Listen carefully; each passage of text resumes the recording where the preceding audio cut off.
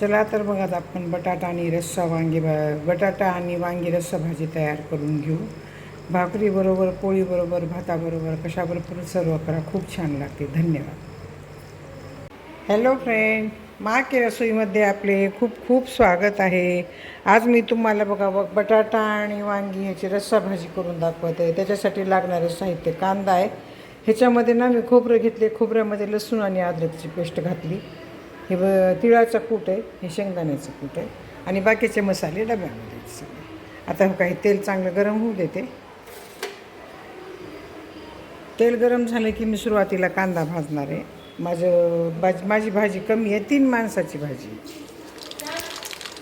आता का जी मोहरी टाकली. आता हे जिरे तडतडायले.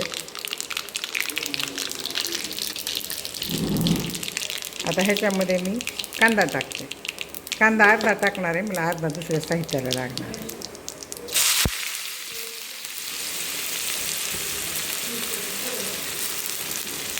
तीनच माणसाची भाजी आहे, माझ्याकडे नाहीत माणसाची आहे.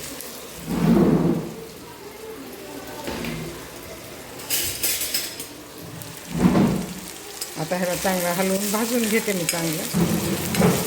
हे भाजत आलं की ह्याच्यामध्ये मी टोमॅटो टाकणार नाही. तुम्हाला टोमॅटो टाकायचं असतं तर टाका. माझ्याकडे टोमॅटो प्रत्येक भाजीला आवडत नाही. मी कांदा, लसूण, खोबरं, अद्रक, तिळाचं कूट टाकणार आहे. ह्याच्यात टोमॅटो तुम्ही प्युरी करून टाकू शकता, का तर माझ्याकडे ना टोमॅटो आवडतच नाही प्रत्येक भाजीला. फक्त माझ्याकडे टोमॅटो आवडते वरणामध्ये, ते पण वरण शिजताना घातल्यानंतर. वरण शिजायला घालायलो की त्याच्यामध्ये टोमॅटो आणि हिरवी मिरची टाकायची, कुकरला लावायची. आता हे चांगलं भाजून घेते. आपण ह्याच्यामध्ये मीठ टाकतो थोडं. जास्त भाजी नाही आहे माझी, 3 माणसाची भाजी आहे.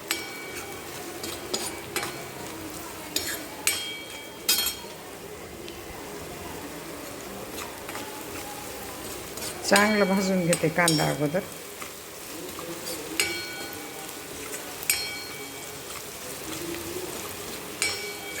कांदा चांगला भाजला की आपल्याला ह्याच्यामध्ये थोडं खोबरं भाजून घ्यायचं.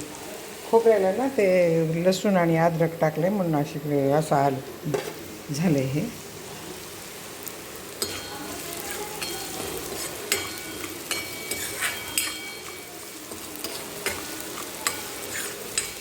कांदा चांगला भाजून घ्यायचा, जास्त पण भाजायचा नाही. जास्त भाजला तर करपट लागते.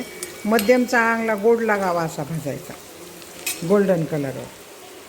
आता ह्याच्यामध्ये हे पेस्ट टाकते मी.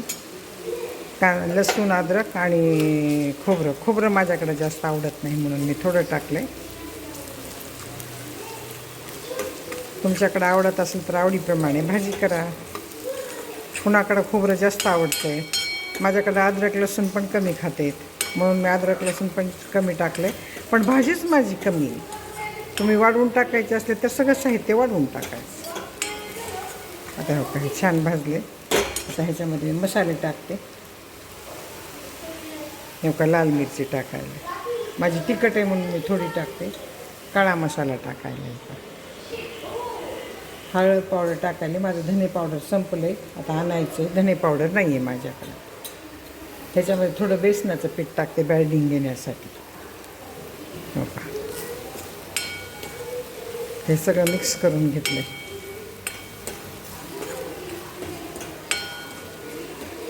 आता ह्याच्यामध्ये आपल्याला अगोदर बटाटे टाकायचे. मी बटाटे सालीसकट घेतले, तर सालीसकट बटाटे घेतलेले खूप छान लागते. तर धुवून घेतले 2-3दा. सकाळी मी थोडे बारीक बी चिरून ठेवले होते भाजीसाठी, पण भाजी करण्यात आली नाही.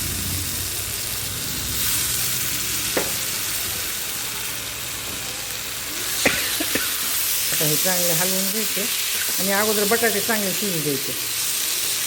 7 ते 8 मिनिट बटाटे चांगले शिजू द्यायचे.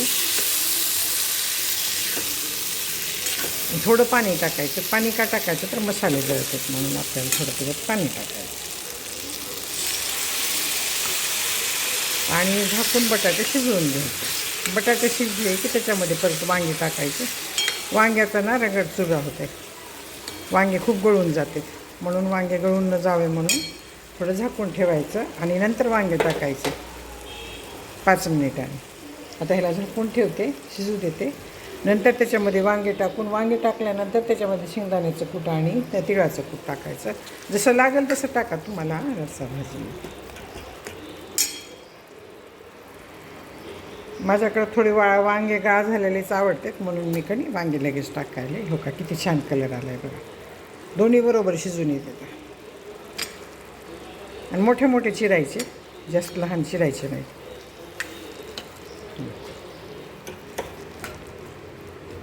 आता ह्याच्यामध्ये ना गरम करून पाणी टाकते आणि झाकून ठेवते. पाणी गरम करूनच टाका बरं का, गार पाणी टाकू नका.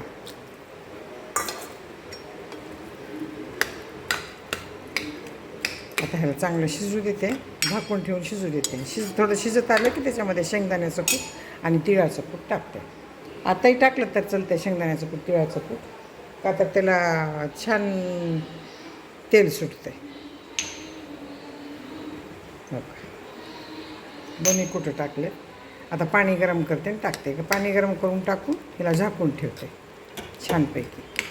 ह्याच्यामध्ये अद्रक लसणाची पेस्ट टाकलेली आहे बरं का. आपण मीठ टाकलेलं आहे हे लक्षात ठेवायचं कांदे भाजताना. गरम पाणी करून ह्याच्यात टाकते. रस्सा भाजी करायची मला आणि परत मग ह्याला झाकून ठेवते. तुम्हाला कसं करायचं, सुकं करायचं असतं तर सुकी भाजी पण ह्याची छान होती बरं का. फक्त तेलात शिजवायचं आणि सगळे मसाले नंतर टाकायचे. आता बघा ह्याच्यावर कोथिंबीर सर्व केली आणि ही भाजी शिजून छान झाली. आता ह्याला तेल सुटायलं आहे. माझी जर या बटाटा आणि वांग्याची रस्सा भाजी तुम्हाला आवडली असेल तर सबस्क्राईब करा, लाईक करा, बेल आयकॉन क्लिक करून कमेंटमध्ये मला सांगा की तुम्हाला माझी बटाटा रस्सा भाजी कशी वाटली. धन्यवाद.